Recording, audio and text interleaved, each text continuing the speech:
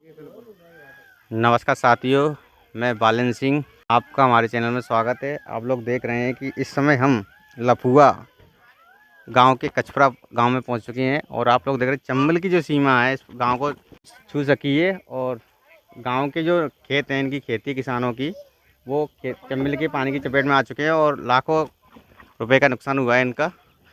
और यहाँ पे जो मौजूद है कुछ ग्रामीण वासी, उनसे चर्चा करेंगे और इनकी बातें आप लोगों तक पहुंचाने की कोशिश करेंगे और आगे जो भी इस प्रकार की सूचनाएं आती रहेंगी, आपको अपडेट देते रहेंगे। यहाँ पर कुछ लोग ग्रामीणवासी मौजूद हैं, इनसे बातचीत रखते हैं।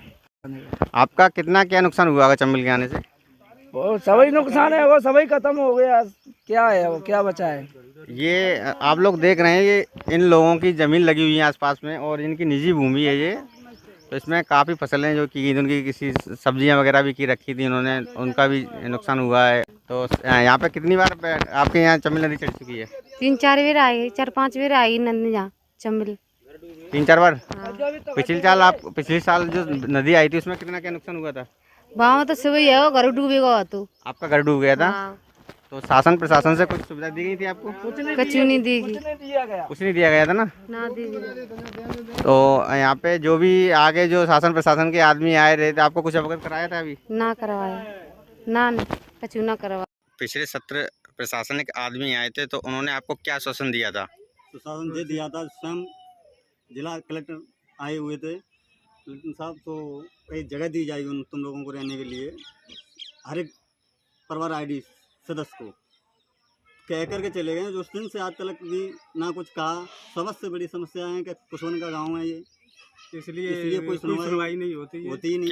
क्या जातिवाद रूह आज भी देखने को मिल रहा है? आज भी मिल रहा है, फुल मिल रहा है। यहाँ के क्षेत्र के सांसद और विधायक एमएलए जनता प्रतिनिधि क्या कह रहे थे यहाँ के इस क्षेत्र के बारे में? आते हैं, चले जाते हैं और कह जाते हैं, करते कुछ है नहीं। कुशल समाज को झूठा आश्वासन देके चले जाते हैं बस।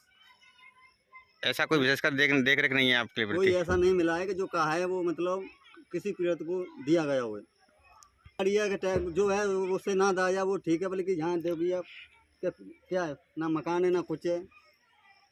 अगली साल आगे जो क्या समस्या आएंगी आपको? आगे समस्या है, हमारा जमीन है, निजी धंधा है, इसको नष्ट कर दिया और बच्चों को पढ़ाई लिखाई के लिए चंबल नदी ने नष्ट कर दिया। चंबल नदी ने नष्ट कर दिया। शासन जो कुछ देगा उसी के निर्भर है। फसल तो सब नष्ट ही हो गया। हम तो फसल के ही निर्भर रहते थे। लगो आपका 1,00,000-10 लाख का नुकसान होता है तो उसमें कम क्या भरपाई रहती है? कुछ भी भरपाई नहीं मिलता है। 2-4 हज़ार रुपये मिल जाए उन्हें, वो भी नहीं मिल पाते हैं। आप लोगों ने इन लोगों को सुना, ग्रामीण क्षेत्रों को। इनका कहना ये है कि लाखों रुपए का नुकसान होने के बावजूद जो प्रशासन सहायता राशि देती है वो चंद रुपये में देती है, जिससे इनके भरपाई नहीं हो पाती है। इनके घर का पालन पोषण सही तरीके से नहीं हो पाता है। तो कहीं ना कहीं शासन प्रशासन इस गांव को अनदेखा कर रही है